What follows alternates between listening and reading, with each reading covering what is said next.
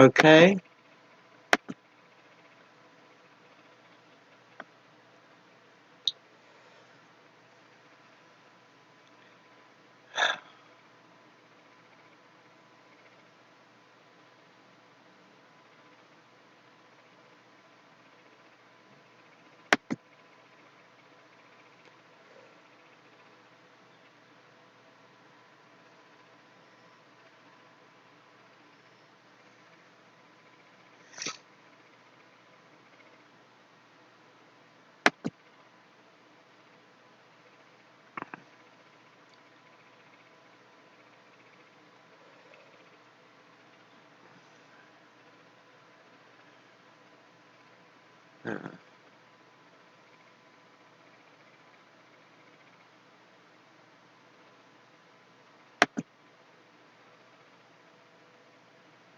Okay, we'll do it this way.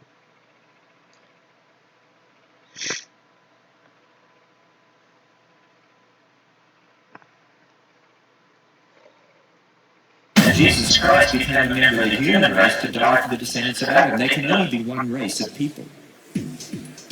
I hear this one a lot. How can there be so many races in the world if we are all descendants of Adam and Eve? Well, check this out. First off, let's talk about the word race. Sometimes when people use the word, they mean supposed races of people who have evolved at different times, rates, and in different locations. That's not true. Of course, the word race is also a term we use to distinguish between groups with different physical traits, namely skin color. But are there really different races? Take a gander at Acts 17:26, where it is written that God, from one man, made every nation of men. It's clear then that the Bible teaches that there is one race, the human race. The Bible is also clear that all people on the earth are descendants of Adam and Eve who were created by God. Check Genesis 1:26 through 28. Easy enough. God created two people in his image, male and female, and told them to increase in number. So, Adam and Eve are mom and dad of the human race. Then, their children had children, and those children had children, and so on and so forth for many generations until, according to Genesis 6:9, the world's population was reduced to 8 people who were protected inside an ark during a global flood. Hey, And Spencer. those 8 people later How are walked you? off the ark, and according to Genesis 9:19, from them came the people who were scattered over the earth. Oh, wait a second. Hey, What do Spencer. I mean scattered? Well, jump over I to was Genesis just doing 11, a and let's talk little about an event known as the Tower of Babel. Basically, because practice of the with sinful something. actions of the descendants of Noah, the Lord confused their language and scattered them from there over all the earth. That's pretty clear and concise. Okay, so we've got lots of people who are descendants of the 8 folks who came off the ark, and now they have been scattered all over the earth. That explains that we are still one race and that different groups of people ended up in different locations. But how do we get a bunch of different colored people if we are all one race? Well, follow along. This, of course, is a simplified explanation, but the basic principles are true. We all have a pigment in our bodies Hey. called melanin, which, depending on different variables, produces different shades of the one main skin color we all possess. Several genes control the amount of melanin produced and thus the variability in the skin shade. In fact, it's easy for one couple to produce a wide range of skin shade variability in just one generation, as we'll see in just a moment. Time for a quick genetics lesson. DNA is the molecule of heredity that is passed from parents to children. A child inherits 23 chromosomes from each parent. Each chromosome pair contains hundreds of genes, which regulate the physical development of the child. However, to illustrate basic genetic principles pertaining to the topic, we'll just talk about 2 genes, the genes that control the production of melanin. So, let capital A and capital B symbolize versions of the gene that code for large amounts of melanin, while little a and little b code for small amounts. Got it? Easy. Check this out. Take a look at the upper left. Let's say dad contributes capital A, capital B genes, and mom contributes capital A, capital B genes as well. Together they will produce a child with capital A, capital B, and capital B. This is a kid with a lot of melanin, and thus he will have very dark skin. Easy to see. Here's the bigger point, though. Let's say dad contributes capital A, capital B, and mom contributes little a and little b. Well, the child's skin will be middle brown shade, the combination of capital A, little a, and capital B, little b, which, by the way, represents a majority of the world's population. Not only that, but if each parent is capital A, capital B, little b, the combinations that could be produced in their children could result in a very wide range of skin shades in just one generation. So, since Adam and Eve were the first people ever, it makes sense to conclude that God placed in them a combination of genes that could produce all different shades of skin we see. Those same combinations would be present in Noah. Yeah, and not the 7 really other people yet. who I lived was in the just ark. doing And this. because God dispersed people at the Tower of Babel, he dispersed the population, thereby isolating gene pools into different people groups. How you Over doing, time, Patrick? Hi, different cultures Glenn. formed Hi, in different Spencer, locations baby. with certain features like skin shade becoming predominant. And here we are today. And since we all go back to Noah and his family, it makes sense that we are all different shades of brown. One race, multiple people groups, just like the Bible teaches. Simplified for sure, but not so. Very easy to understand. That's why you find instances like this. These twins were born in Australia, one dark, one light. These twins were born in England. See, I made it one dark, rain. one light. When we have children, we have 5 children, they all look a little different to each other. You know why? They all have different combinations of genes. But it all goes back to the original gene pool. Well, another question I'm often asked. You talked about Noah's Ark there, but is there any evidence for a global flood? One of the things that I say to people is this: if there really was a global flood, you'd expect to find billions of dead things buried in rock layers laid down by water all over the earth. By the way, do you know what we find? Billions of dead things buried in rock layers laid down by water all over the earth. When I go to the Grand Canyon, I've been there with a park ranger, and you look down and you see all those rock layers and the fossils in the rock layers, and you see the big canyon there. I stood on the edge of the Grand Canyon with a park ranger who said, "Do you realize a long time and a little bit of water did this?" I stood there and said, "Do you realize a lot of water and a little bit of time did this?" You see, because I believe the layers were laid down by the flood, and the canyon was carved out probably at the end of the flood or after the flood. And of course, the park ranger would say, "Oh no, these layers were laid down over millions of years. It takes millions of years to lay down lots of layers." Well, no, that's not true. Not far from where we are at this conference, there's a very famous volcano called Mount St. Helens.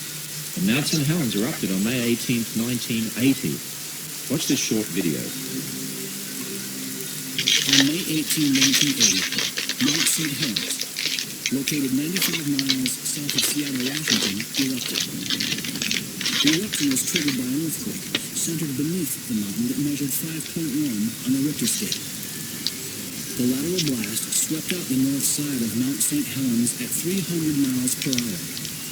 With temperatures as high as 660 degrees Fahrenheit and the power of 24 megatons of thermal energy, it snapped 100-year-old Like my trees doggy? and stripped them of their bark. Before the famous eruption at Mount St. Helens, scientists were mostly familiar with slow-acting examples of geologic change. But at Mount St. Helens, geologists watched the Earth's surface change quite rapidly. Icebergs were buried in hot material. They melted and formed badlands in days. It helped scientists prove that it didn't take millions of years for that for that stuff to happen. Mud flows cut zigzag canyons 100 feet deep in soft sand and mud, complete with perpendicular side canyons. Canyons that are reminiscent of the geography of Grand Canyon. One surface is scarred by deep canyons, cut into solid rock. But how did they form? A little bit of water over a long time, or a little bit of time with a lot of water? Modern rivers don't generally cut downward into the solid rock, so today's river erosion seems incapable of explaining rock canyons. The Great Flood of the Bible provides a possible explanation for such canyons. Yeah. They had different dogs I could choose from. I just wanted to put that one in the animation. A rainstorm can create miniature Look, canyons in the fire's not even burning him. Canyons are very small, cut into mud. They share many of the same characteristics as the world's Great Canyons. And it's still pouring down raining, but there's a fire going on. Observed to form these features quickly. At Mount St. Helens, a single mud flow off the mountain carved Anything can be done with this is all free stuff. And I mean, obviously I didn't do a good job. Like if I was trying to make some convincing video to trick somebody into something, I could do it. You got to do the timelines right and blend the stuff together, yada yada. But I don't need to do all that because I'm not trying to trick anyone. I'm just massive canyons during and after Noah's flood. You can make anything do anything. It's funny, we got very light ash here at the same time. Really? Wow. Furthermore, it may have been easier when flood sediments had not fully hardened. Grand Canyon is a good example where we find evidence of catastrophic forces at work. Upstream is evidence of huge lakes. These lakes would never have formed if the canyon were already open below them. However, if these lakes had formed from rains after Noah's flood, and if the pressure of these waters broke through and carved through the recently deposited sediments, then we would expect to find surge Oh wow, Glenn.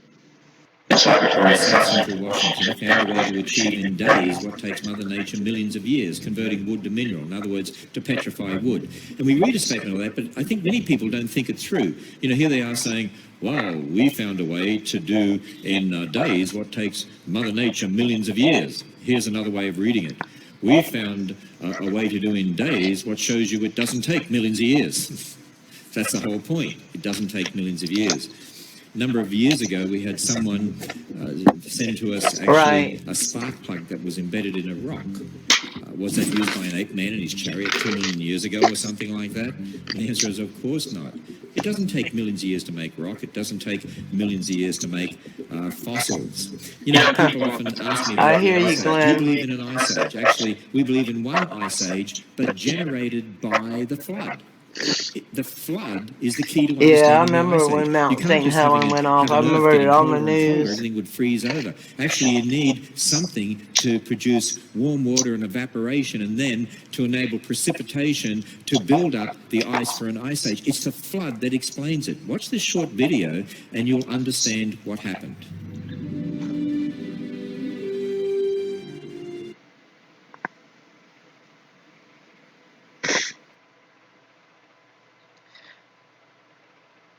Good for you, Glenn. That's awesome. I think when I get time, I'm gonna make me a little animated Bible story thing.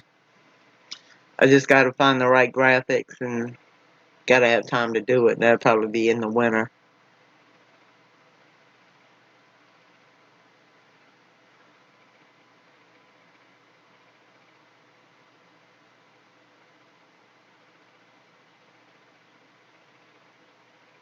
The guy running in the darkness, right?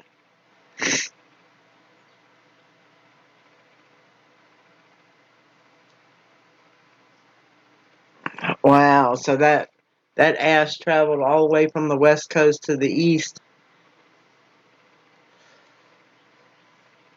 I don't remember any of it getting down this way, but you know, I was a little young when that happened. Wow. Imagine me being able to say that. Just a little bit. A little young and a little busy. And wasn't exposed to a lot of TV. No, I'm gonna have a show later on. I was just playing with the animation, making it rain and fire and um, all that stuff. So I was just playing with that for a minute.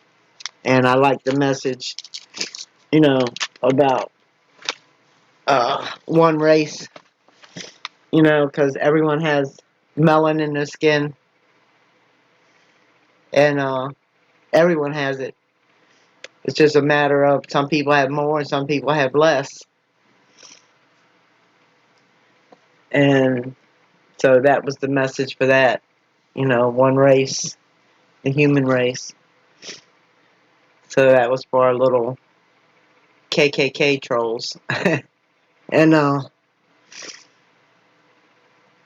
then a message about, you know, the dating of stuff, which there's a long video on that, you know, but like Spencer and I were talking about that one night, carbon dating having all its flaws.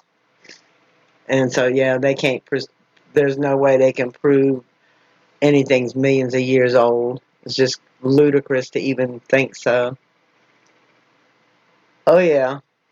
We don't even want to think about that, Patrick, you know, because we know that Scripture says uh, there's lots of fire coming to the earth. And so is part of it coming from volcanoes, and part of it coming from the fallen stars, and part of it coming from the lightning, the severe lightning strikes. I think it's a combination. And the UV radiation, all of it. So,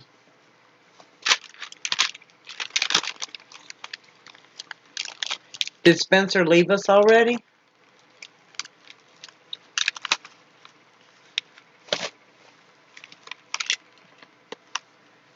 I thought I saw him in here.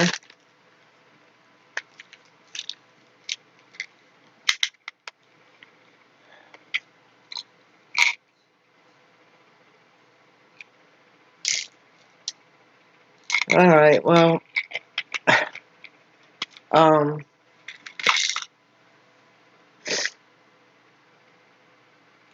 so I still got things to do. I just wanted to, play with the little animation and get the message about Melon and, the age of the earth out.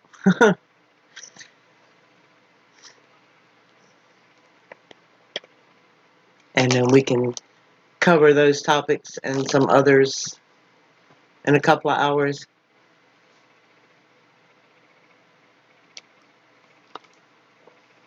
When I return.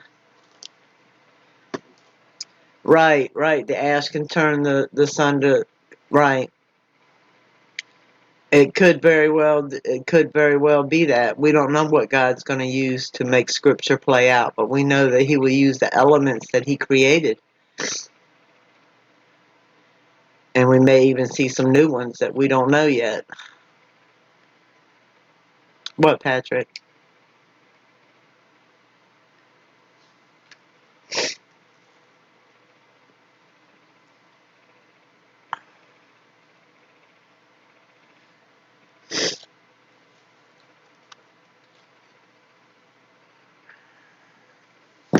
Okay. So I'll see y'all in a couple of hours. I'm not going to try to do the pre-live show thing because last time I tried to do that, last night it got me, had two channels, two different channels open at the same time, and took my audio away. It took hours to work on that. Well, an hour anyway. So I won't do it that way. I'm just letting y'all know now. Okay. God bless y'all. And see you in a little bit.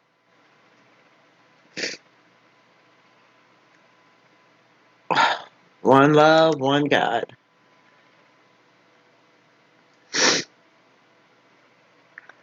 And one cold.